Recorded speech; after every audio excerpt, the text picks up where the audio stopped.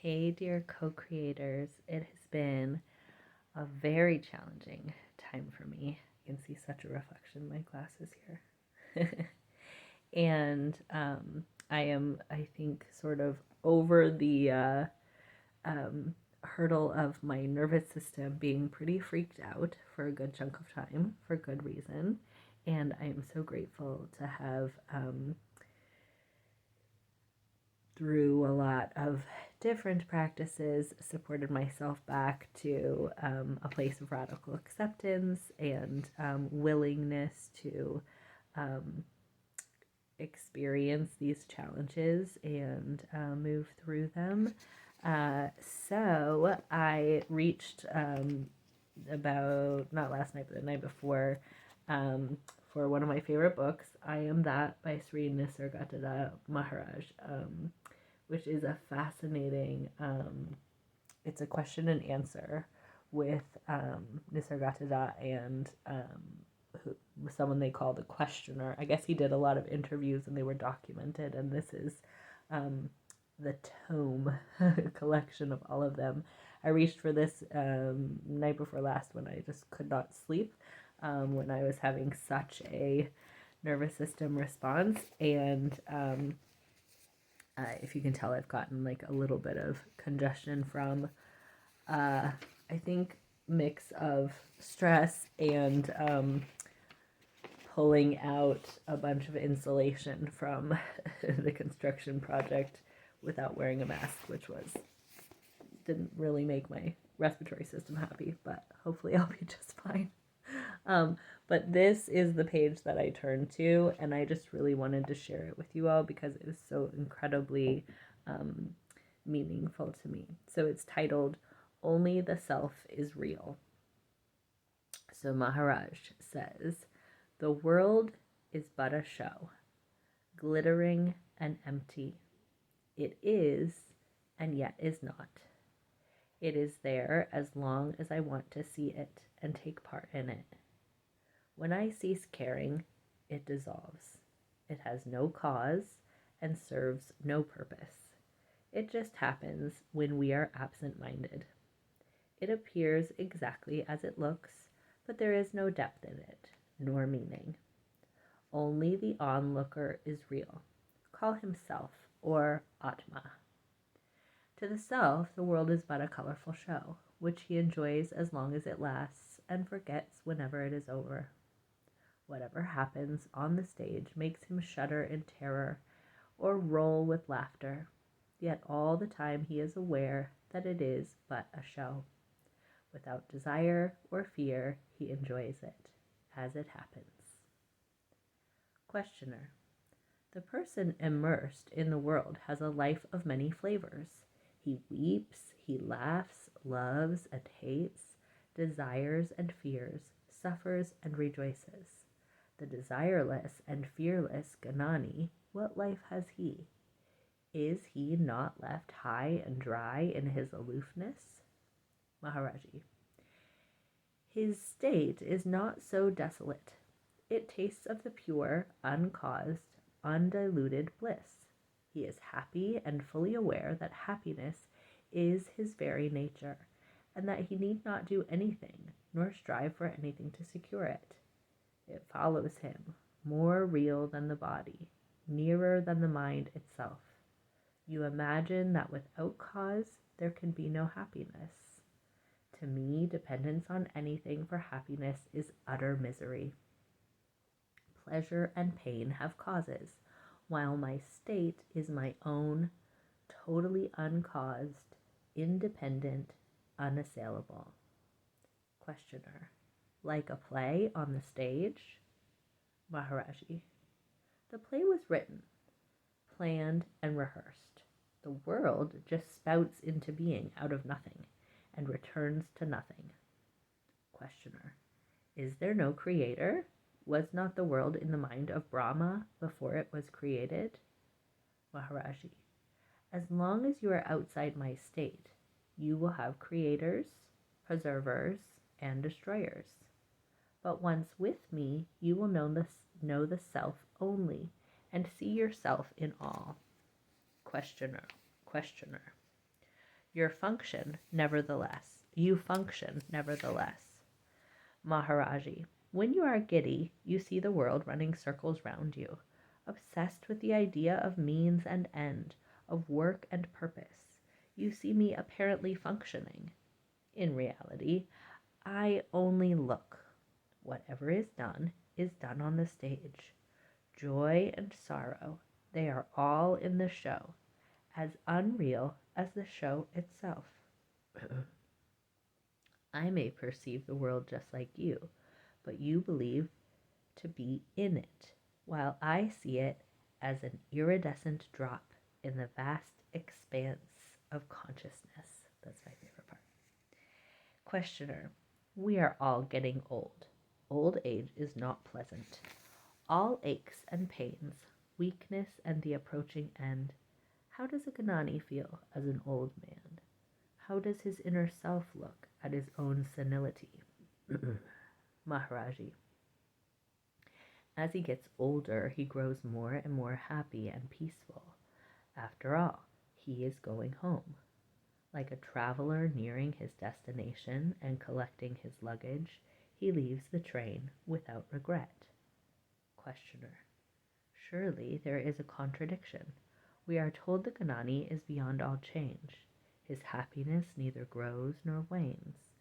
How can he grow happier because older, and that in spite of physical weakness and so on?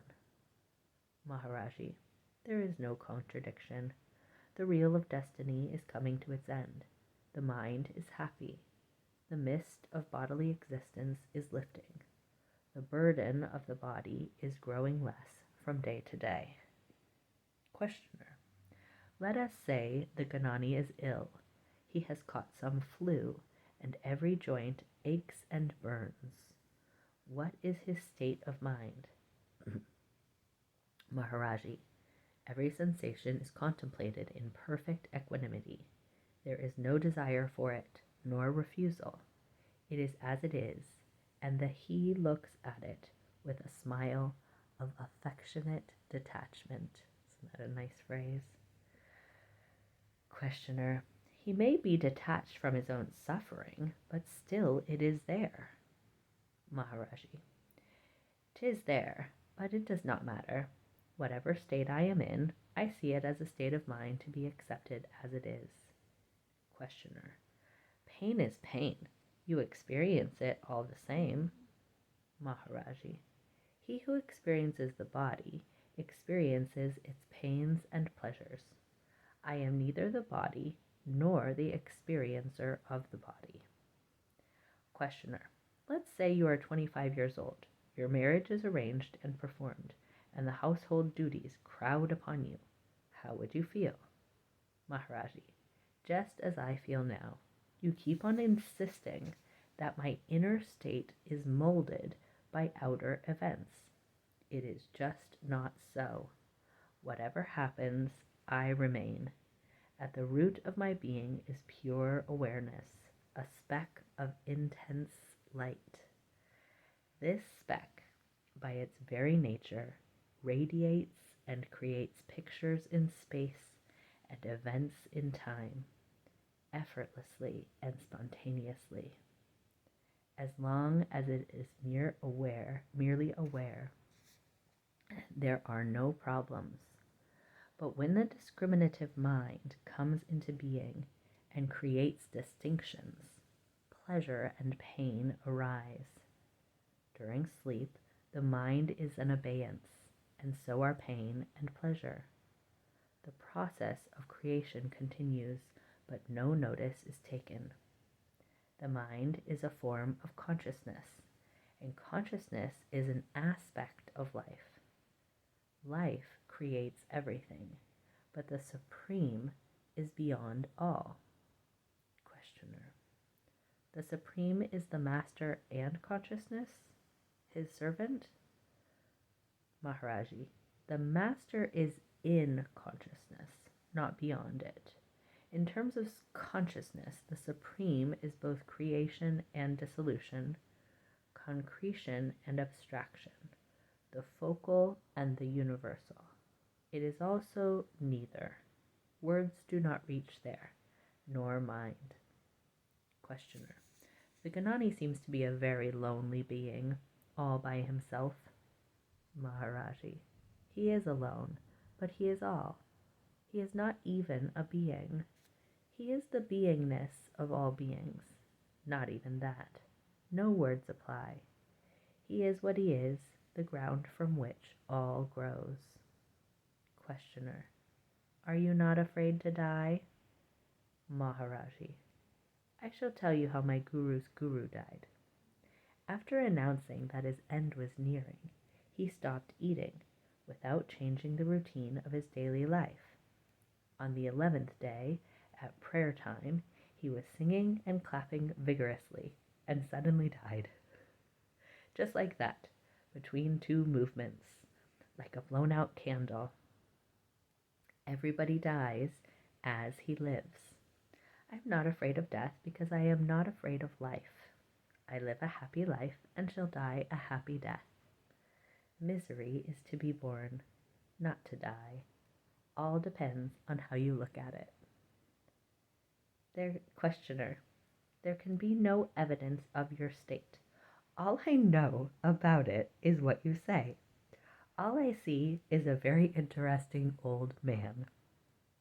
Maharaji. You are the interesting old man, not me. I was never born. How can I grow old? What I appear to be to you exists only in your mind. I am not concerned with it. Questioner. Even as a dream, you are a most unusual dream. Maharaji. I am a dream that can wake you up. You will have the proof of it in your very waking up. Questioner.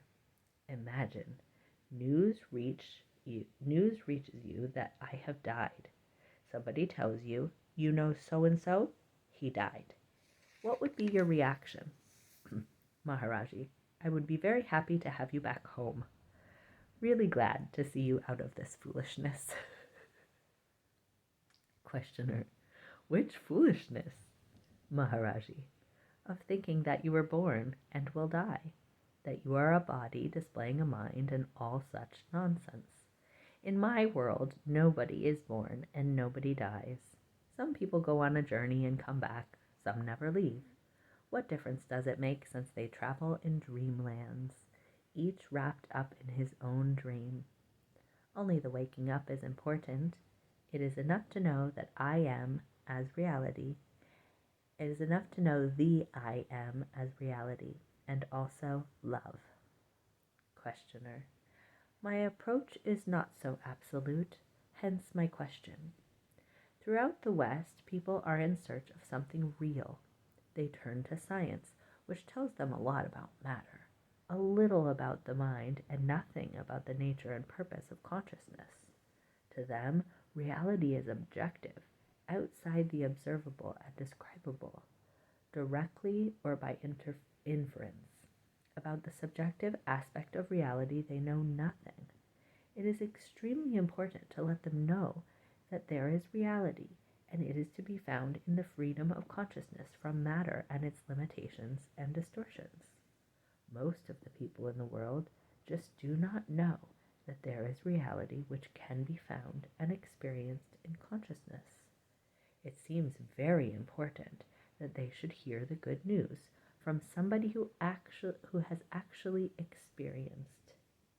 Such witnesses have always existed, and their testimony is precious. Maharaji. Of course. The gospel of self-realization, once heard, will never be forgotten. Like a seed left in the ground, it will wait for the right season and sprout and grow into a mighty tree. I love you.